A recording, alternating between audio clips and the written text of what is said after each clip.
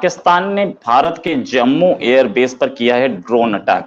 ये खुली चुनौती दी है उसने इंडिया को, जिसका जवाब इंडिया बहुत बखूबी देना जानता है। अभिनंदन के टाइम पे कैसे घुटने टेके थे उसने। इंडियन मीडिया कॉन्टिन्यूसली ब्लेम करेगा तो उसके जो कॉन्सिक्वेंसेस ये हो सकते हैं कि जो भी ट्रस्ट अचीव हुआ दोनों ममालिक के दरमियान वो जा सकता है। पाकिस्तान ने भारत के जम्मू एयरबेस पर किया है ड्रोन अटैक। ड्रोन से हमला, ये हमला टारगेट कर रहा था जो हमारे जम्मू के एयरबेस में जो हमारे एयरक्राफ्ट थे MI-17 टाइप, उन एयरक्राफ्ट पर हमला किया था, लेकिन वो सक्सेसफुल नहीं हुआ। एक बॉम्ब कहीं खाली जगह पर गिर गया, दूसरी बॉम्ब एक छत पर गिरा, जिसमें एक छत पर छेद हो गया। छोटे बॉम्ब थे, ज्यादा नुकसान नहीं हुआ। 2 इंडियन एयरफोर्स के लोगों को हल्की चोटें आई हैं, लेकिन ये चीज बड़ी है, ये बड़ी बात है कि एक ड्रोन अटैक इंडिया जैसे कंट्री पर हो जाए, और ये एक हमला है, ये एक अटैक है। इस ड्रोन अटैक का जो टारगेट इन्होंने लिया था, हेलीकॉप्टर हैंगर लिया था, उस पर करेंगे। छोटे बॉम्ब इसलिए यूज किए गए क्योंकि बड़े बॉम्ब को लेने के लिए बड़ा ड्रोन चाहिए होता है, जो कि डिटेक्ट हो जाता आसानी से। ये कर नहीं पाए, इतना करना इनके लिए पॉसिबल नहीं था। वैसे ये ड्रोन यूज होते रहे हैं इंडिया के खिलाफ, जो कि आके पंजाब रीजन में हथियार डाल रहे थे, ड्रग्स डाल रहे थे, लेकिन इस बार इंडिया में पहली बार ये ड्रोन अटैक हुआ है, और ये पाकिस्तान की तरफ से किया गया पहला अटैक यानी कि पहला बॉम्ब रात में 1:30 बजे के आसपास गिरा, और IAF की टीम्स, ये CCTV में भी कैप्चर हुआ, और इंडियन एयरफोर्स की जो बॉम्ब डिस्पोजल स्क्वाड है वहां पहुंचे, तभी दूसरे बॉम्ब के भी फटने की आवाज आई। इम्प्रोवाइज एक्सप्लोसिव डिवाइस था जिससे ये टारगेट ले रहे थे हमारे हेलीकॉप्टर्स का, लेकिन ये ले नहीं पाए। इनके पास वो कैपेबिलिटी नहीं थी कि ये टारगेट ले पाए। इसमें ये हुआ कि हमारे रक्षा मंत्री ने बात की है, रक्षा मंत्री देख रहे हैं कि क्या हो सकता है इसमें। पाकिस्तान की तरफ से ऐसे बहुत सारे ड्रोन्स अभी हाल ही में खरीदे गए, जो कि चाइना से खरीदे गए, जो कि टारगेट कर सकते हैं हमारे एरिया में।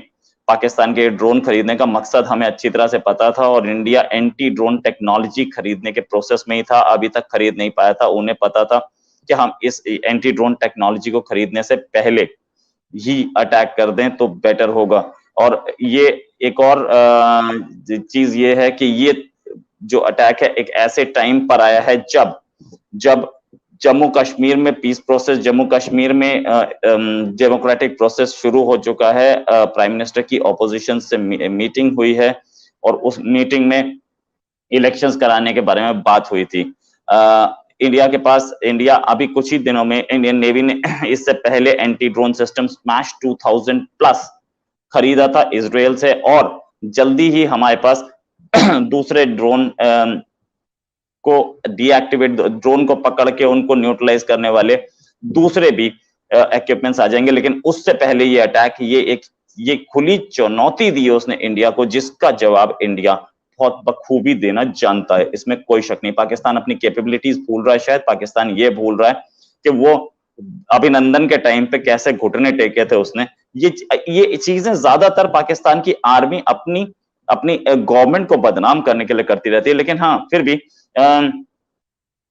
जो अभी तक की हमारे पास खबर है उसमें ये है कि पहला अटैक 1:30 बजे और दूसरा अटैक 1:43 पर हुआ।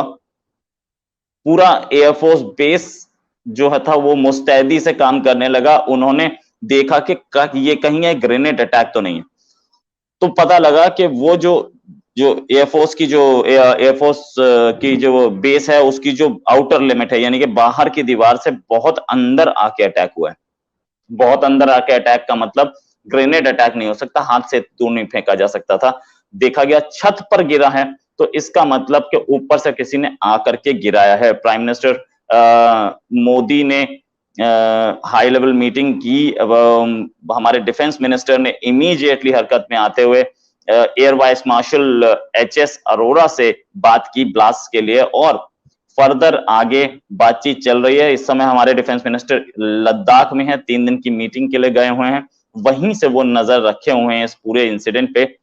जो जम्मू एयरबेस के ऊपर अटैक हुआ है, और ऑब्वियसली इसके ऊपर एक बहुत बड़ी डिस्कशन तो हो सकती है, लेकिन इमीडिएटली जो मैं चीज़ डिस्कस करना चाह रहा हूँ वो ये है कि जो इंडियन एयर फोर्स है उन्होंने ये बताया है कि दो लो इंटेंसिटी जो एक्सप्लोजन्स हैं वो संडे मॉर्निंग को जो टेक्निकल एरिया है जम्मू एयर बेस का, जम्मू एयरफोर्स स्टेशन का, जो वहां पे हुए हैं। और उनकी इंडियन एयरफोर्स का ये भी कहना है कि ये जो लो इंटेंसिटी कॉन्फ्लिक्ट्स हैं, लो इंटेंसिटी एक्सप्लोजन्स हैं, इनकी वजह से कोई डैमेज नहीं हुआ। सो दैट मीन्स कि ये एक ये तो कहा जा सकता है कि वहां पे कोई डैमेज नहीं हुआ, बिकॉज अगर डैमेज होता तो फिर उसकी चीज और बनती है। लेकिन obviously attack itself means a lot.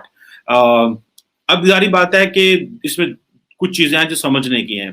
अगर रिसेंटली अगर आपको याद हो कि ये जो एससीओ का इजलास हुआ, तो वहां पे भी एससीओ के इजलास में जो इंडियन साइड थी उन्होंने ये डिस्कस किया कि जनाब जो अभी हालात कश्मीर में खराब हो रहे हैं, इंडियन ऑक्युपाइड कश्मीर में खराब हो रहे हैं, वो ड्रोन्स की वजह से हो रहे हैं। और ड्रोन्स जो है वो स्मगलिंग और वेपन्स और डार्क वेब और इस तरह की बातें की।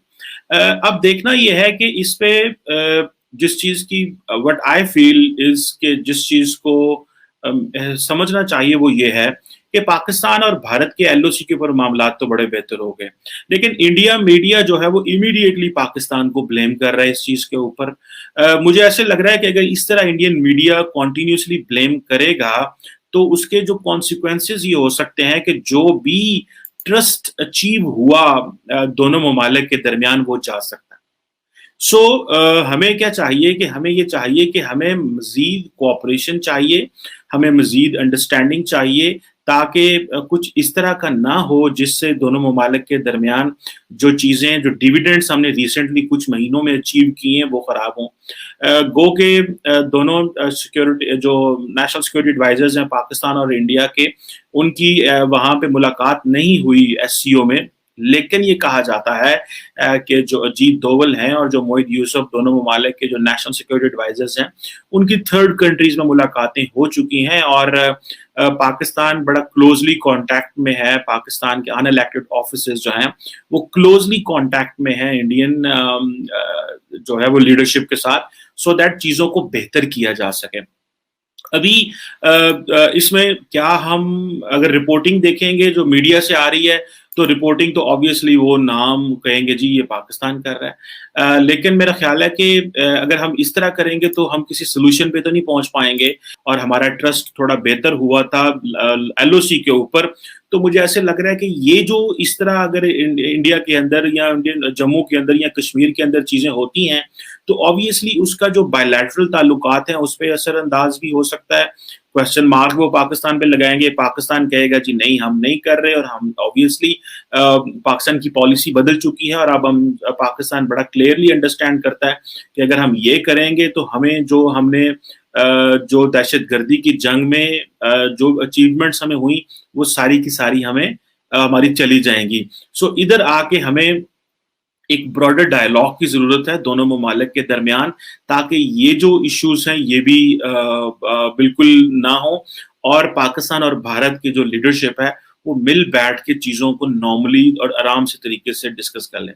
अभी अगर इंडियन मीडिया उठेगा और कहेगा जी कि ये पाकिस्तान ने कराया, तो उसमें ऑब्वियसली इंडिया के अंदर जो पब्लिक ओपिनियन है वो इसी तरह की बिल्ड होगी अभी। और अगर पब्लिक ओपिनियन बिल्ड होती है और वो इंडियन मीडिया जो है उसको एक बहुत बड़ा समझें कि मिल गई, उसको तो स्टोरी मिल गई, और उनको ये लगा कि जनाब देखें हम तो नहीं कर रहे कुछ, ये वो कहेंगे जी नॉन स्टेट एक्टर कर रहे हैं। और नॉन स्टेट एक्टर जो हैं उनकी क्या इतनी कैपेसिटी है, अगर वो है तो वो कैपेसिटी किस तरह बढ़ेगी, क्योंकि जब मिसट्रस्ट जनरेट हो, क्रिएट हो, और अगर इंडियन मीडिया इसको हाईलाइट करेगा, हाइप क्रिएट करेगा, तो मुआशरे तो ऑलरेडी डिवाइडेड हैं, सोसाइटीज तो डिवाइडेड हैं। तो हमें बजाय इसके कि हम ये कहें कि जी हमारे मुआशरे मजीद डिवाइडेड है और इस तरह के इंसिडेंट, एक इंसिडेंट उसको मजीद डिवाइड कर दे, तो ये एक अनफॉर्चुनेट सी सिचुएशन